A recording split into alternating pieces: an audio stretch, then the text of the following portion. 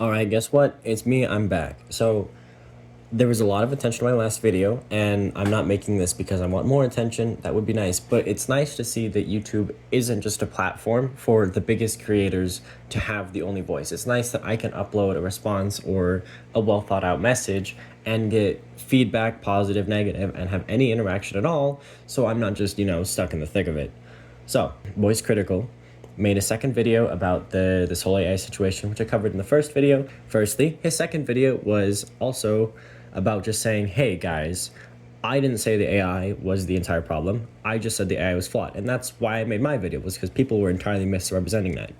But I want to talk a little more generally about the state of the world and what things we choose to be okay with, but choose others to not be okay with in regards to this case. I'm also going to delve deeper into this case because I feel like everyone on the internet hasn't even read about it, and I did a lot more research. I've gone through multiple articles. The entire controversy is about a 14-year-old who killed himself.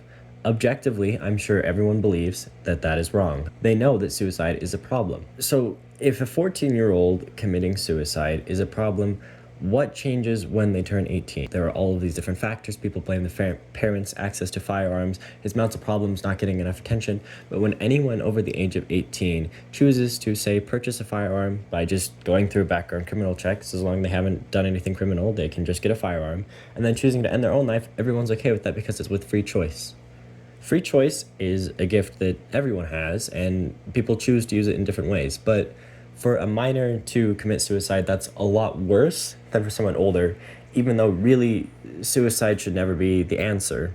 And I feel like a lot of people are putting emphasis on something that can happen to anyone and about the parents specifically. I want to talk about these comments who are blaming the parents, saying they're negligent, saying they have all of these criminal things like letting him have access to a firearm, not monitoring his internet behavior, stuff like that, and or doing this lawsuit just to get money. They may be doing the lawsuit just to get money, but in the articles I read, they said that the parents, weeks before Sewell killed himself, they removed his access to his phone. They took his phone away because they noticed he was spending way too much time with it. He was obsessing over it, and so they decided to step in and do something. I think a lot of people didn't realize that, and I think they are continually blaming the parents for that. The gun was also stored in compliance with Florida state law, which means locked in a box or with a gun trigger lock, because there was someone under the age of 16 who could access to it. This is stricter than some laws. In the state I live in, there are no laws, and a minor cannot have a weapon or be in possession of a weapon without supervision. And I've grown up with guns all of my life, and I don't think having a gun in a house is a horrible thing. I think there are a myriad of ways to choose to kill yourself. That one's just probably the most common. But in the article specifically, on the night when it all went down, he was looking for his phone to talk to his chatbot. He'd been looking and looking. He'd been trying to access on other devices. His parents had hidden it. They hid that probably in the same place where they hid the gun, or in two different places. Either way, he was somehow able to get access to it. The parents probably weren't aware that he was able to get access to it because they hid the phone as well. He got on his phone, started talking to the AI. The AI was like, hey, you can come home to me, and he shot himself, like literally seconds after. So the parents are not to blame. Every parent has problems. I myself am not a parent, but I am the oldest of 7 children. My youngest brother right now is 7 months old, and my parents have constantly been opened a dialogue with me about their choices, what they regretted, so on and so forth. And having your child get obsessively attached to an AI chatbot, even if it's just role-playing, is entirely unprecedented. My parents never grew up with that. Everyone else probably does not know how to help them except, say, restricting access, which may be wrong. All right, and lastly, I want to address the comments about how you always know that the AI is saying made-up stuff, that you always know that this is going to be real, or you can talk to it out of character, or you can make it say things, or you can challenge its being an AI or not.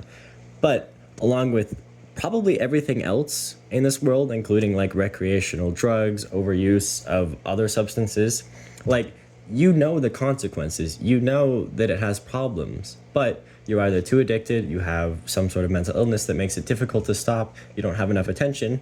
You can just choose to ignore the signs that tell you, hey, this is not real, this should be taken with a grain of salt. This is definitely what happened.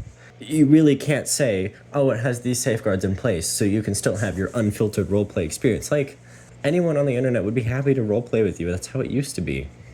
Like, that's what D&D was created for, was that you can get together with a bunch of human beings, have real personal interaction, and not rely on some AI that just uses machine learning and the best possible response to stimulate your serotonin levels in order to maximize engagement. Last, I just want to say, try not to replace your human connection.